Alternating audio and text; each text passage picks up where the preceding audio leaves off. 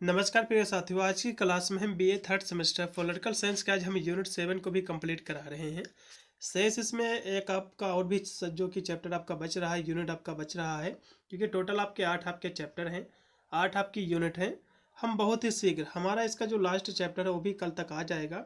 तो यदि आप मेरा वीडियो देर से देख रहे हैं तो आपको जो है वीडियो के डिस्क्रिप्शन में इसी जो है पॉलिटिकल साइंस का आपको प्लेलिस्ट का आपको लिंक मिल जाएगा। आप जाकर इसकी सारी जो है क्लास आप चैप्टर ले सकते हैं और बहुत ही शीघ्र हम इनके मॉडल पेपरों को भी सोल्व करवाएंगे। और एग्जाम से पहले पहले हमारा एक संपूर्ण पाठ्यक्रम से महासंग्राम का भी जो है वीडियो आ जाएगा। तो यदि आपने कोई भी बुक सीरीज नहीं लिया है तो बिल्कुल भी आपको लेने की आवश्यकता नहीं पड़ेगी। आप हमारे चैनल के माध्यम से इसकी सारी की सारी चैप्टर्स क्लासेज ले सकते हो, मॉडल पेपरों को भी देख सकते हो और संपूर्ण पाठ्यक्रम से इंपॉर्टेंट क्वेश्चन आंसर का भी वीडियो आप वॉच करके अपना एग्जाम देने जा सकते हो। मेरे क्लासों की जितने भी हमारे चाहे मॉडल पेपर हो या फिर इंपॉर्टेंट क्वेश्चन आंसर का वीडियो हो, प्रॉपर जो है रिसर्च पे हम बनाते हैं।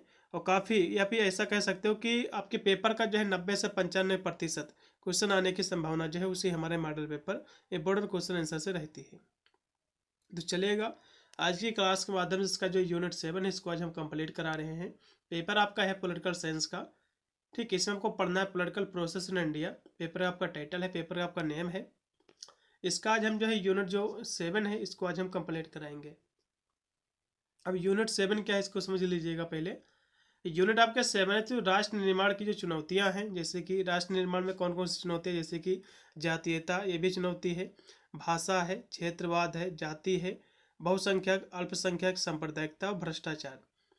तो राष्ट्र निर्माण की जो चुनौतियां हैं इनको हम विस्तार से समझेंगे। आपके एग्जाम में जो इनमें से कोई ना कोई चुनौतियां जो पूछ सकता है या फिर पूछ लेगा कि जो है जातीयता किसे कहते हैं, फिर जो है भाषावाद किसे कहते हैं, क्षेत्रवाद किसे कहते हैं, जातिवाद किसे कहते हैं, अल्पसंख्यक किसे कहते हैं, बहुसंख्यक किसे कहते हैं, या फिर पूछेगा सांप्रदायिकता किसे कहते हैं, फिर भ्रष्टाचार किसे कहते हैं, और इसके जो है जो इस कह सकते हैं इसके कारण क्या है, इसके निवारण क्या है, ये भी एग्जाम में पूछ सकता है। तो इनको हम सभी क्वेश्चनों को हम विस्तार से समझाते आपको चलेंगे।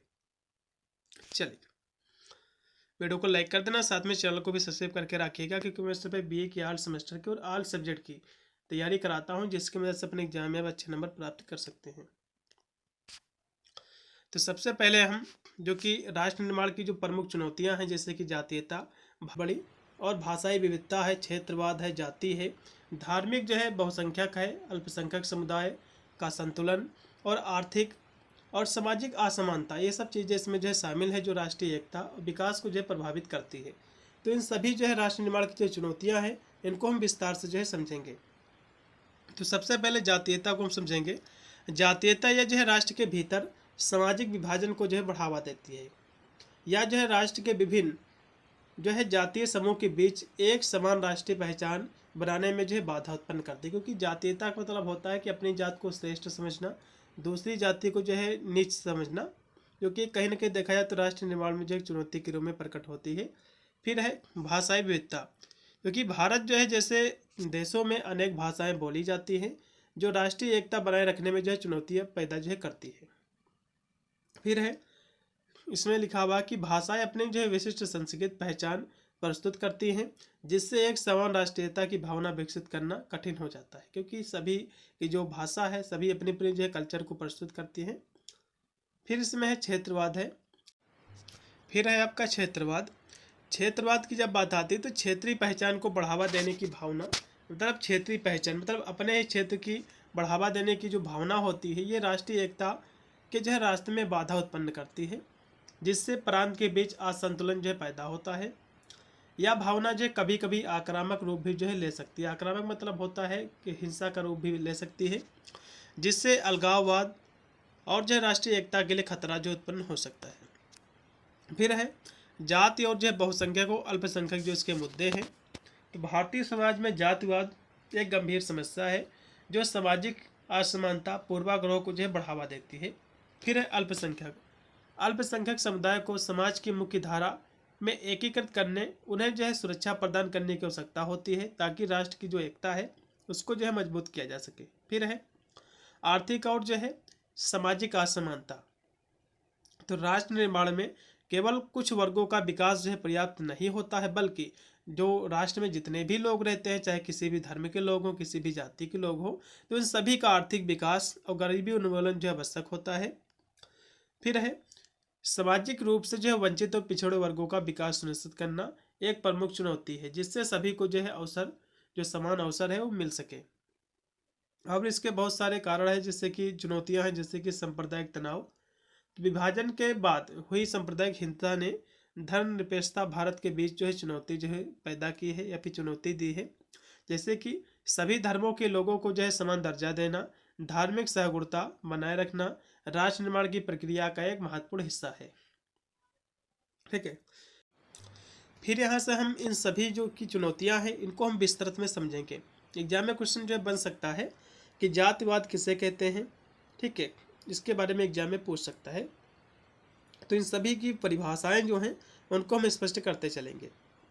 तो जातिवाद, जाति और वाद जो कि दो शब्दों से मिलकर बना हुआ है, एक ऐसी जो है संकीर्ण भावना है जिसमें जो है अपनी जाति को दूसरी जातियों से जो है श्रेष्ठ मानना होता है। मतलब उसी तरह हितों को जो है सर्वोपरि समझना शामिल इसमें। मतलब जो है जातिवाद यह है अपनी जाति के लोग जो है अपनी जाति को श्रेष्ठ मानते हैं दूसरी जाति के तुलना में। ठीक है, और अपनी जाति की ही जो है मदद करते, तो ये होता है जातिवाद। मतलब अपने जात के प्रति कट्टरपन रहना, यही जातिवाद कहलाता है। इसके परिणाम स्वरूप समाज में जो है भेदभाव, असमानता, द्वेष और आर्थिकवाद, सामाजिक जो विभाजन है ये पैदा होता है, जो व्यक्तिगत जीवन के साथ साथ समाज और राष्ट्र की प्रगति में भी जो है बाधा उत्पन्न करता, भी बाधा जो है बनता है। इसकी विशेषता की हम बात करें जातिवाद के, तो इसकी बहुत सारी विशेषता आपके एग्जाम में क्वेश्चन बन सकता है।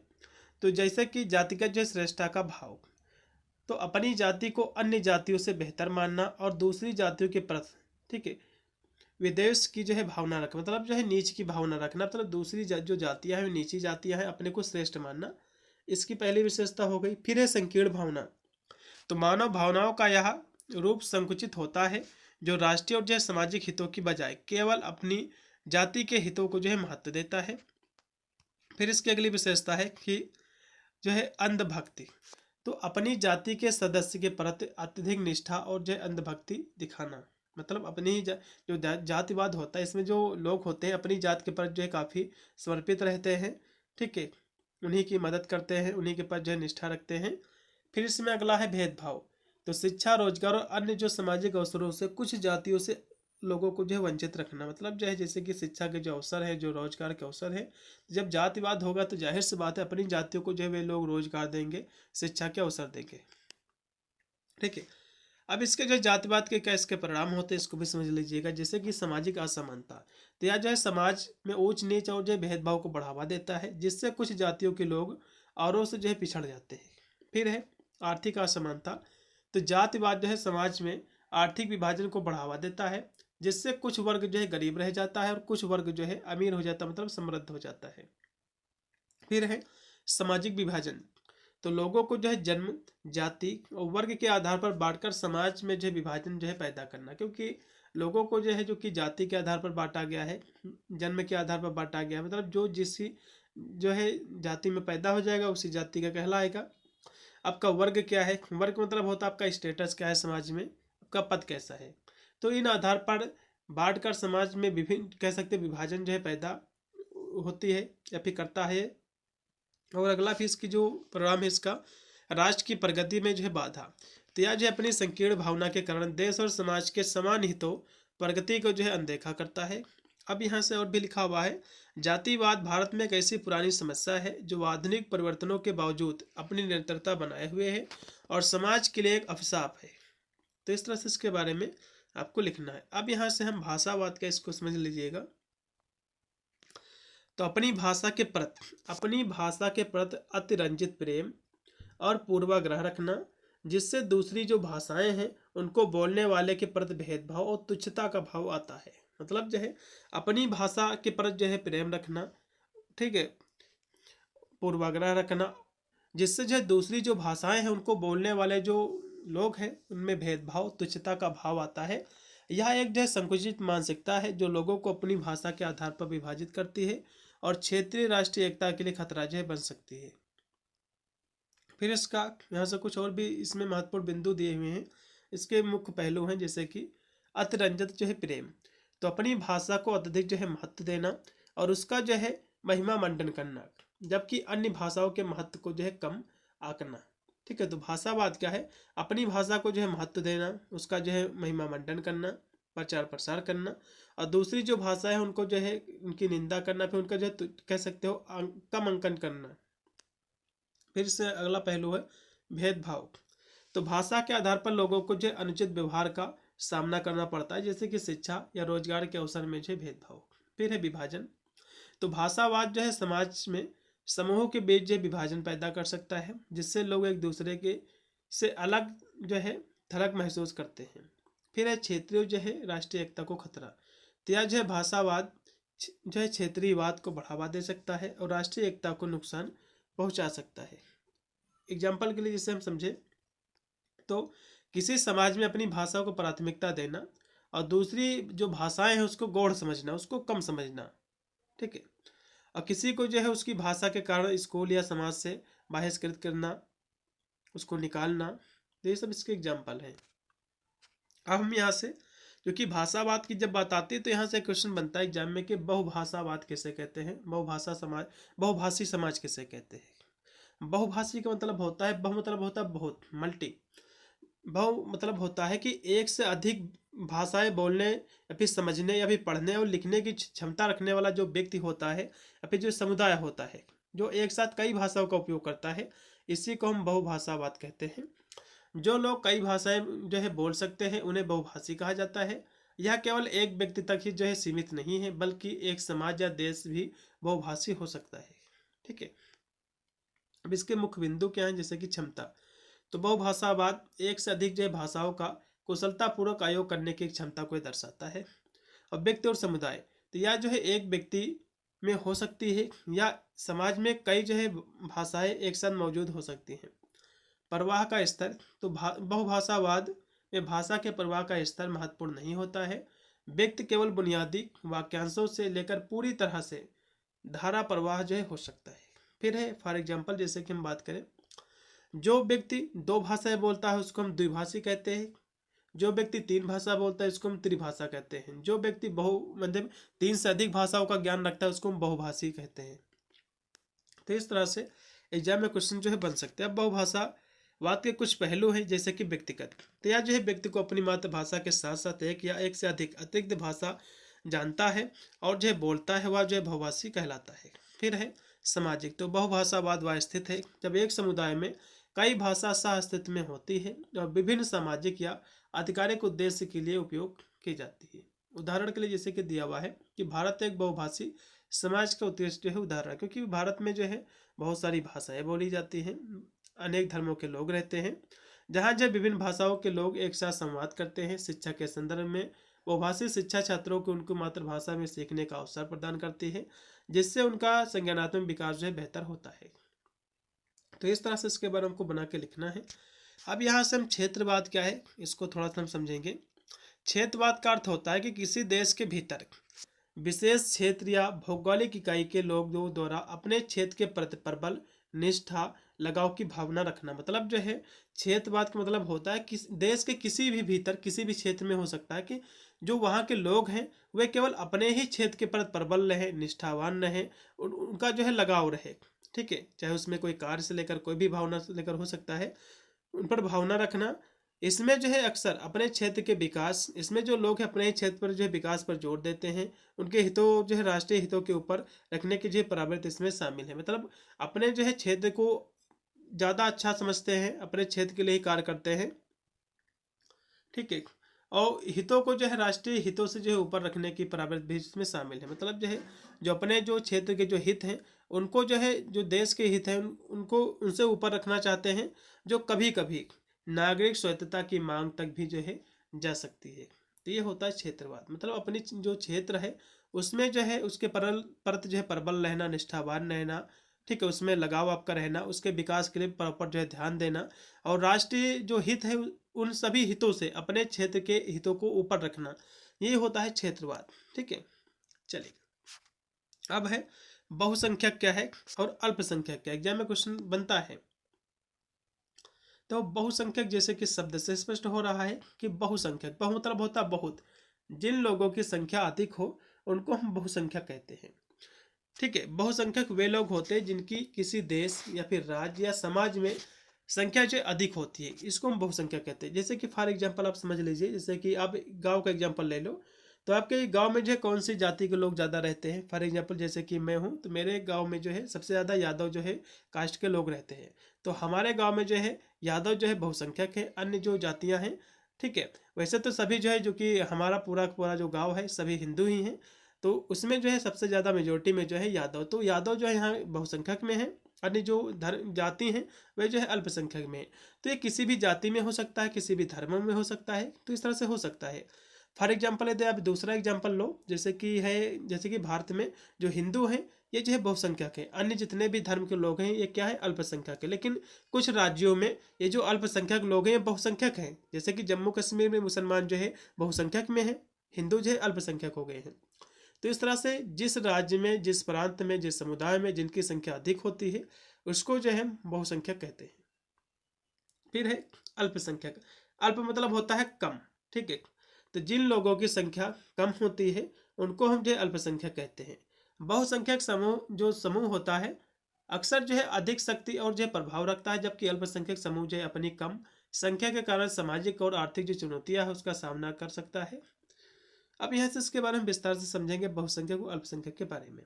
तो बहुसंख्यक की परिभाषा यदि पूछेगा तो इस तरह से आपको लिखना है, जिसकी संख्या समाज में कम हो उसको जो है अल्पसंख्यक कहेंगे, जिसकी संख्या समाज में अधिक हो उसको बहुसंख्यक कहेंगे।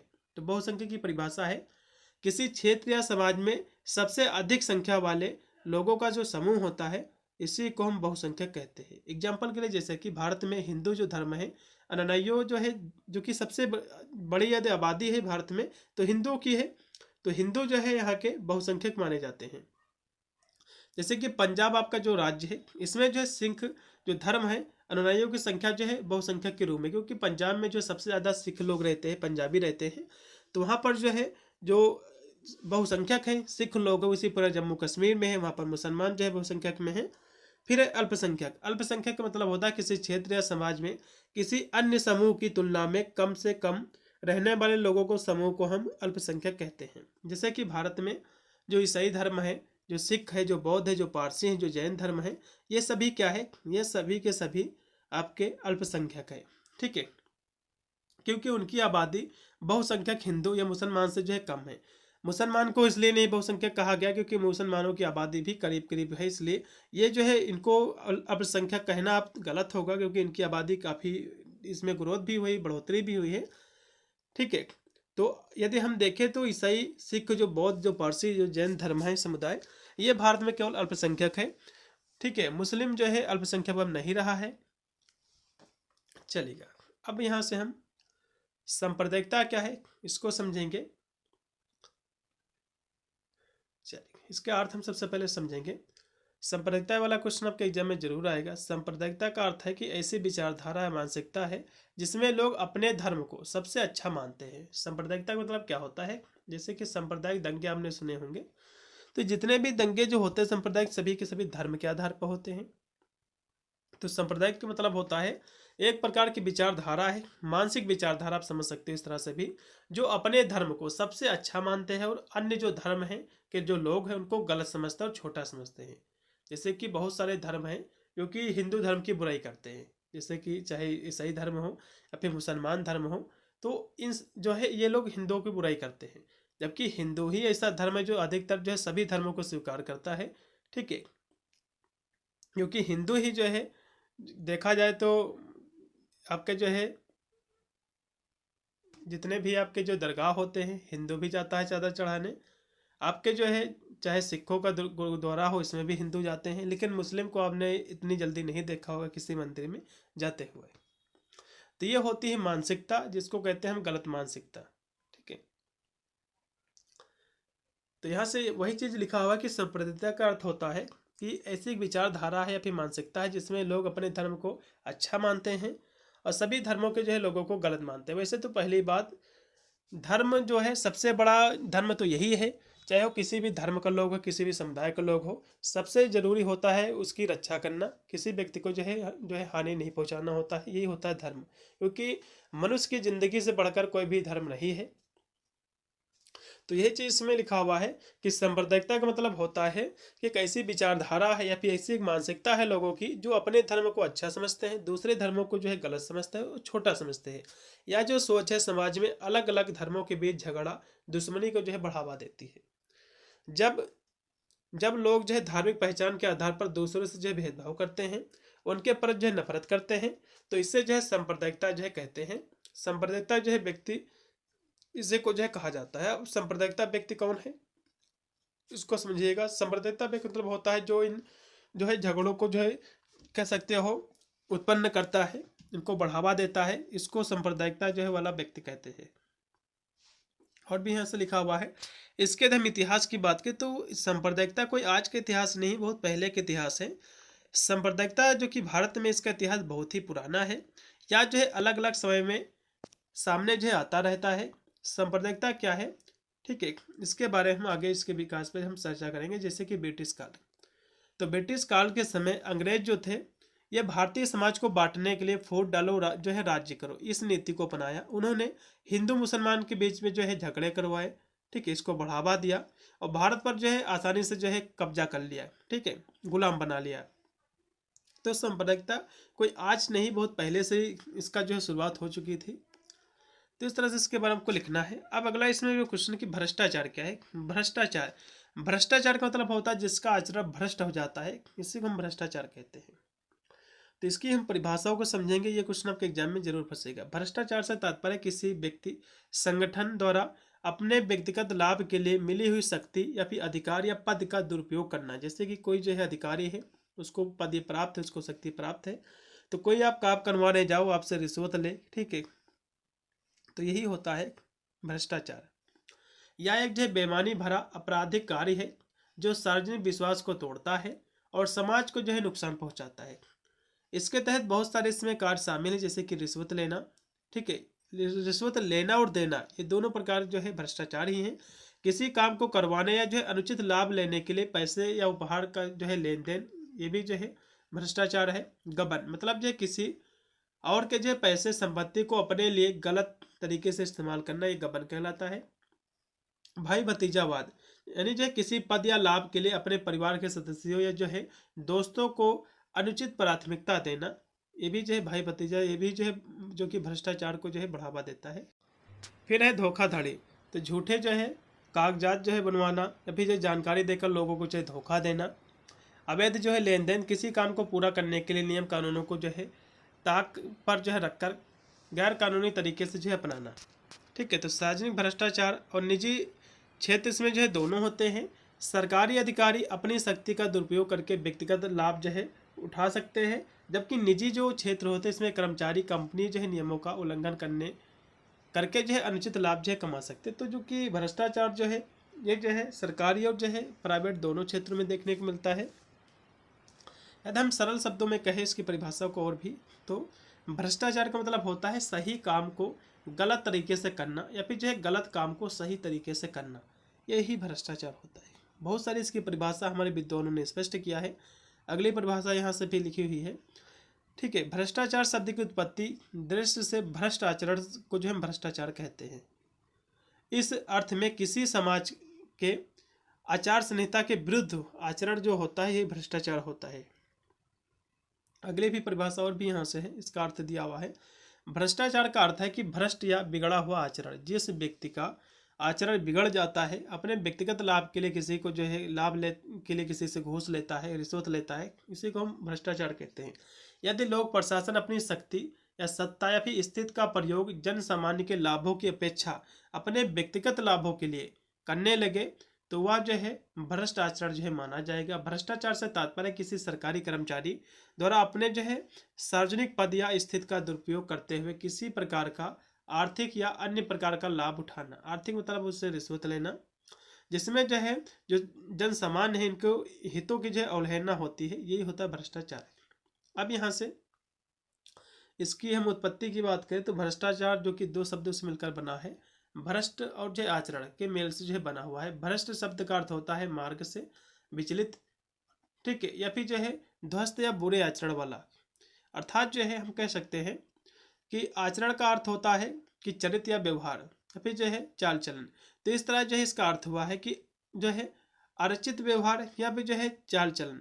तो विस्तृत अर्थों में इसका जो है तात्पर्य है व्यक्ति द्वारा किए जाने वाले अनुचित जो है कार्य या व्यवहार से है, जिससे वह जो है अपने पद का लाभ उठाते हुए आर्थिक और अन्य जो है लाभों को प्राप्त करने के लिए स्वार्थपूर्ण ढंग से करता है।